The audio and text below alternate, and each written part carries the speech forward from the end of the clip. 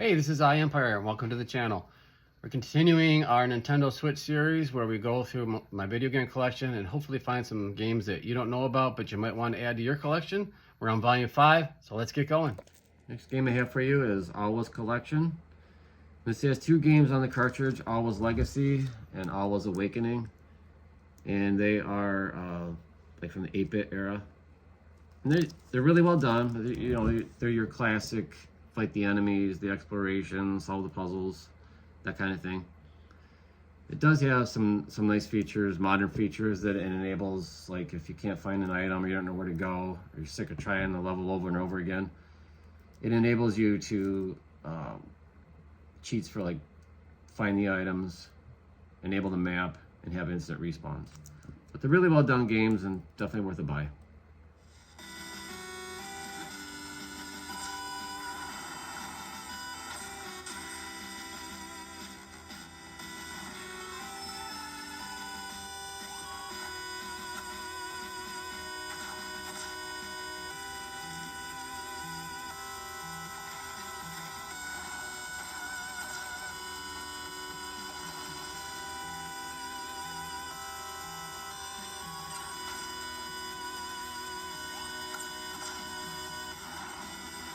Hey, welcome to the channel. I'm Empire, and we are on volume 5, where I go through my Nintendo Switch collection and hopefully find some games that you don't know about, but you want to add to your collection.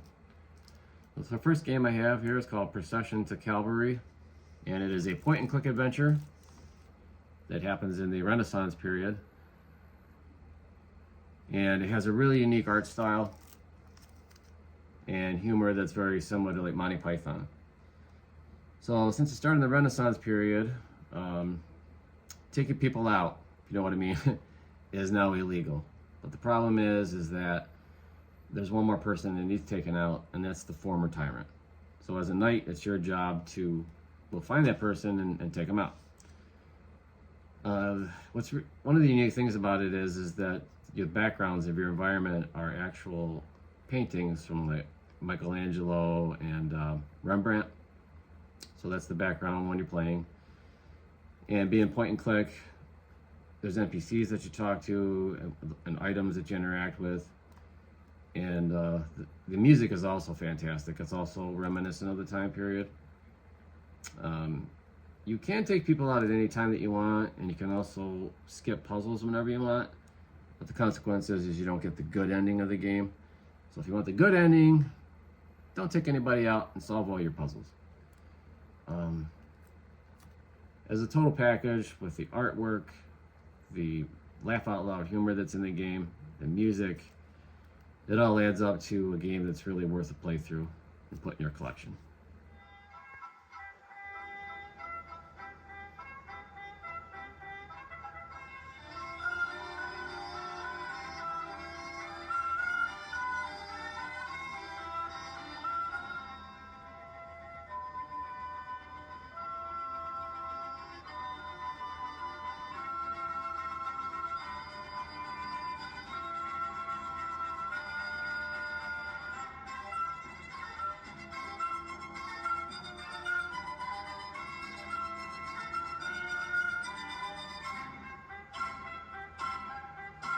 Next game is called Hypnospace Outlaw, and this is an internet simulator.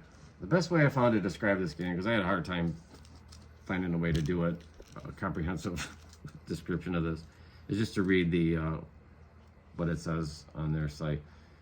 A 90s internet simulator in which you scour Hypnospace's wide variety of weird and wonderful websites to hunt down wrongdoers while also keeping an eye on your inbox, avoiding viruses and adware, and downloading a plethora of apps that may or may not be useful. As part of your job as a Hypnospace enforcer, you'll be watching out for copyright enforcement, internet bullying, and more, with reports and rewards coming direct from the Hypnospace Patrol Department to your inbox. So whether you've lived through the early internet days, like with AOL and all that stuff, or you want a kind of a representation of what it was like as a younger person, this does an amazing job. The level that you can get into investigating and going down different rabbit holes and everything, the graphics, the music that's in the game, the humor. It's a funny game too. This is definitely worth a purchase and a playthrough if you think you're into that 90s retro. Hypnospace Outlaw.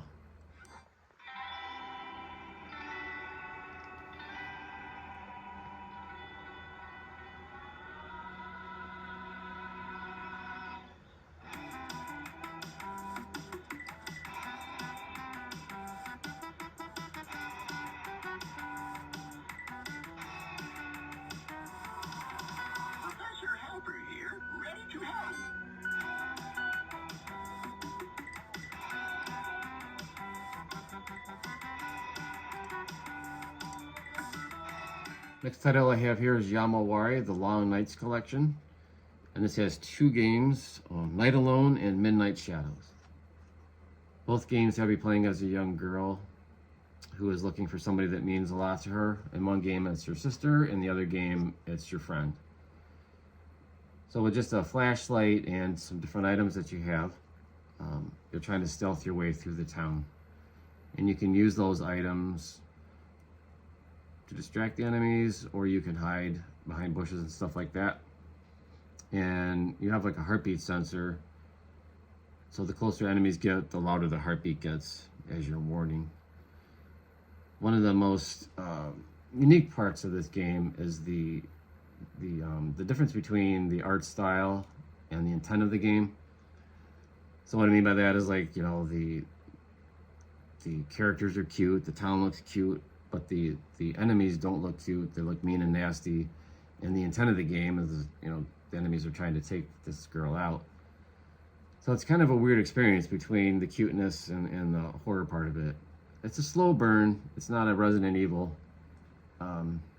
It's a slower paced survival horror. But they're really good titles. I recommend them. Have it in your library.